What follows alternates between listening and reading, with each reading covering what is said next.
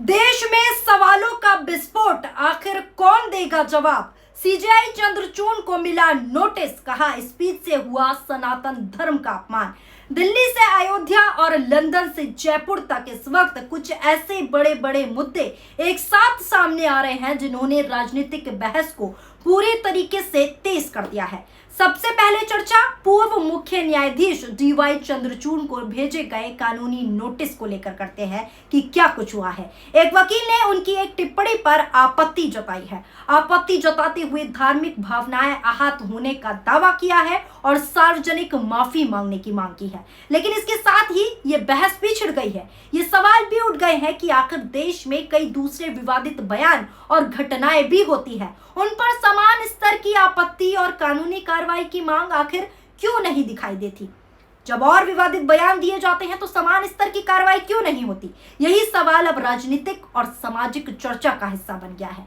सबसे पहले ये हेडलाइन देखिए, पूर्व चीफ जस्टिस चंद्रचूड़ को वकील का कानूनी नोटिस, कहा आपकी पीरियड्स वाली स्पीच सनातन धर्म का अपमान। पहली हेडलाइन मैंने आपको दिखाई, अब आप दूसरी हेडलाइन देखिए जो स्क्रीन पर दिखा रही हूं।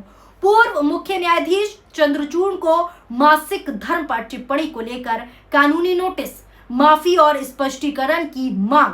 अब अगला एक और हेडलाइन देख लीजिए, पूर्व सीजेआई चंद्रचूड़ की किस बात पर वकील ने भेजा कानूनी नोटिस, कहा आपकी बातों से सनातन का हुआ अपमान। आपको बता दूं दोस्तों, मुंबई के एक वकील ने भारत के पूर्व मुख्य न्यायाधीश डीवाई चंद्रचूड़ को एक कानूनी नोटिस भेजा है।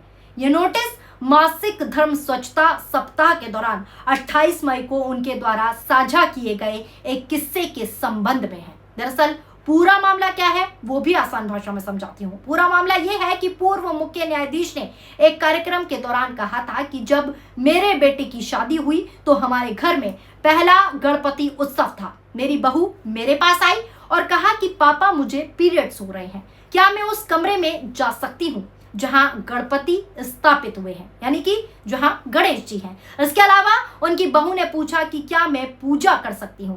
इसके बाद चंद्रचूड़ ने आगे कहा कि मैंने उसकी ओर देखा, यानी अपनी बहू की ओर देखा और कहा कि बेटी, किसी भी इंसान में कोई अशुद्धि नहीं होती। अशुद्धि मन की स्थिति है, शरीर की नहीं। इसीलिए चाहे आपको मासिक धर्म हो या फिर नहीं हो, तुम यहाँ बैठ सकती हो और पूजा करने के लिए भी पूरी तरीके से स्वतंत्र हो। तुम घर के किसी भी कोने में किसी भी हिस्से को बेझिझक इस्तेमाल कर सकती हो और पूजा में शामिल हो सकती हो। लेकिन इसके बाद उन्होंने बिल्कुल वैसा ही किया। अब इस पूरे मामले पर कानूनी नोटिस भेजने वाले वकील, जिनका नाम घनश्याम उपाध्याय है, उन्होंने मांग की है कि पूर्व मुख्य न्यायाधीश बिना शर्त माफी मांगे और अपने बयान के बारे में स्पष्टीकरण जारी करें।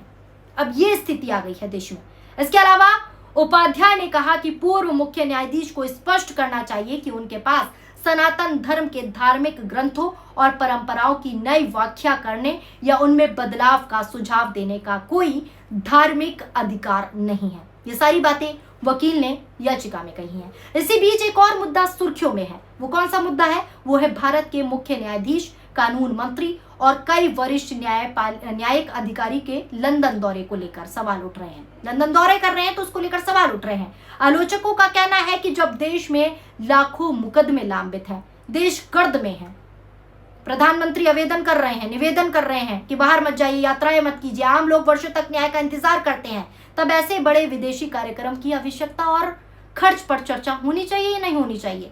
दूसरी तरफ समर्थकों का कहना है कि अंतर्राष्ट्रीय न्यायिक कार्यक्रम और कानूनी संवाद भी व्यवस्था का हिस्सा है। लेकिन विपक्षी खेमे ने इस मुद्दे को जनता के पैसे और प्राथमिकताओं से जोड़कर बड़ा राजनीतिक प्रश्न बना दिया है और प्रश्न उठना स्वाभाविक भी है।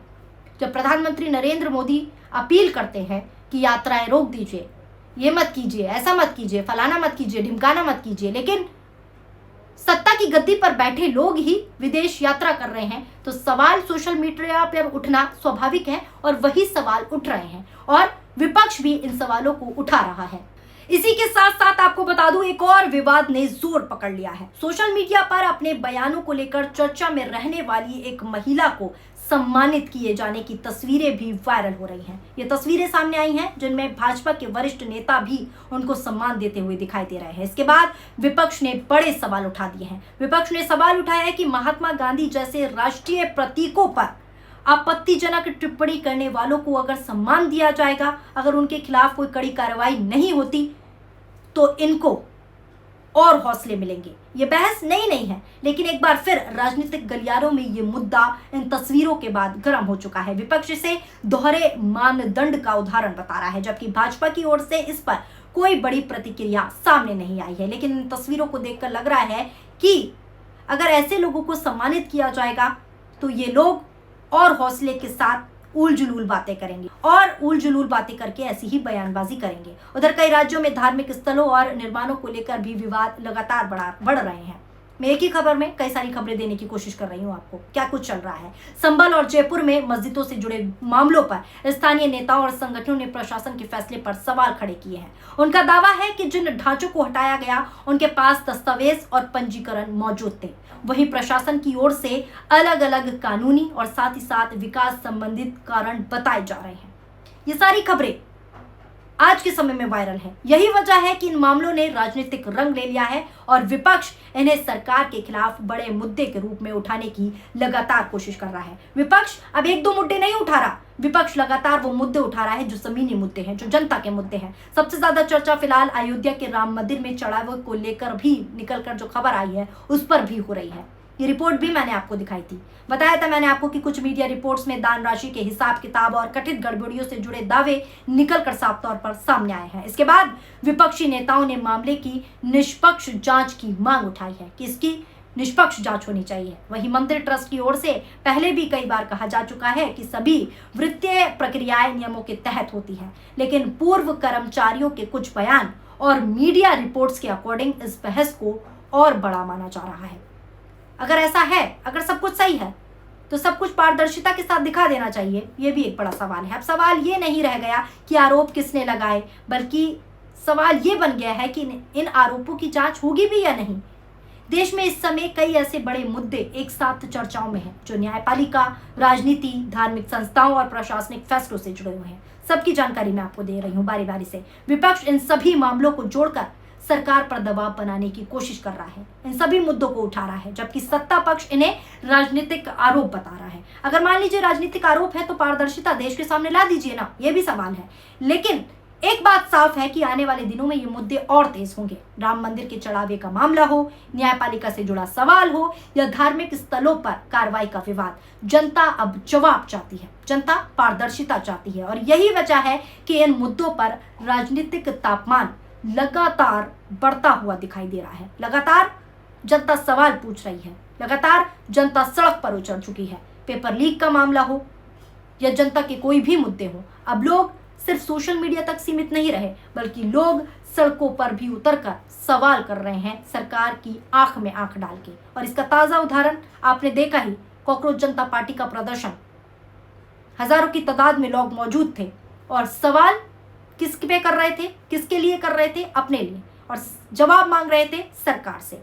तो अब जनता भी बेहद समझदार हो गई है। सिर्फ बयानबाजी से काम नहीं चलेगा, सरकार को जवाब देना होगा और हर एक बात का जवाब देना होगा। तमाम खबरें मैंने आपको बताई कि क्या कुछ चल रहा है, बारी बारी से मैंने आपको बताने की कोशिश की। हालांकि इतना ही वक्त होता है कि एक वीडियो में मैं आपको सारी जानकारी पर्याप्त दे सकूं, तो मैंने आपको सभी देने की कोशिश की कि क्या कुछ चल रहा है और कैसे क्या कुछ देश को किस गर्द में ले जाया जा रहा है। फिलहाल इस खबर को लेकर आपकी क्या राय है, नीचे कमेंट बॉक्स में अपनी प्रतिक्रियाएं जरूर शामिल कीजिएगा। वीडियो पसंद आई हो तो वीडियो को लाइक कीजिए। अगर आप हमारी ये वीडियो फेसबुक पर देख रहे हैं तो फेसबुक पेज को फॉलो कर लीजिए। अगर आप हमारा ये वीडियो हमारे यूट्यूब चैनल PRP पर देख रहे हैं तो PRP को सब्सक्राइब करना ना भूलें और वीडियो को शेयर भी कीजिएगा। शुक्रिया, धन्यवाद, नमस्कार, जय हिंद, जय भारत।